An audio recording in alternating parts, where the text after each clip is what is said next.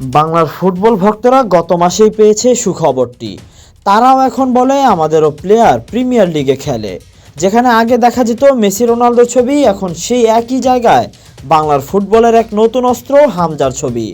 হামজায় মতো ফুটবল প্রেমীরা, তবে বাংলাদেশি এই ফুটবলারকে কবে থেকে মাঠে নামাতে পারবে বাফুফে? বাংলাদেশের পরের ম্যাচেই কি তাকে দেখতে পাবে ফুটবল প্রেমীরা? বাংলাদেশ পরবর্তী ম্যাচ খেলবে 25শে মার্চ ভারতের বিপক্ষে। এশিয়ান কাপের বাছাই পর্বের ম্যাচটি হবে ভারতেই।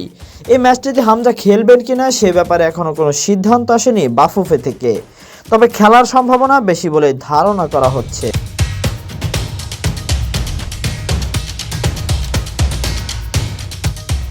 তবে সেই সম্ভাবনা আরও জোরালো হয়েছে গতকাল বুধবার রাতে লেস্টারে হামজা চৌধুরীর বাবা মায়ের সঙ্গে সৌজন্য সাক্ষাৎ করেছেন বাফুফের নতুন সভাপতি তাবিথ আউয়াল ও কার্যনির্বাহী সদস্য ইমতিয়াজ হামিদ।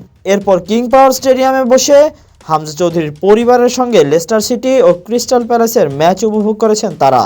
যদিও এ ম্যাচে মাঠে নামা হয়নি হামজা চৌধুরীর। ম্যাচ শেষে হামজা চৌধুরীর সঙ্গে নৈশভোজে অংশ নেন বাফুফের সভাপতি। লাল সবুজের জার্সি গায়ে জড়ানোর জন্য মুখিয়ে আছেন তিনি, এমন ইচ্ছাও প্রকাশ করেছেন বাফুফে সভাপতির কাছে। তবে ভারতের বিপক্ষে লাল সবুজের জার্সি গায়ে জড়াবে কিনা হামজা, সেটাই দেখার অপেক্ষায় থাকবে বাংলার ফুটবল প্রেমীরা।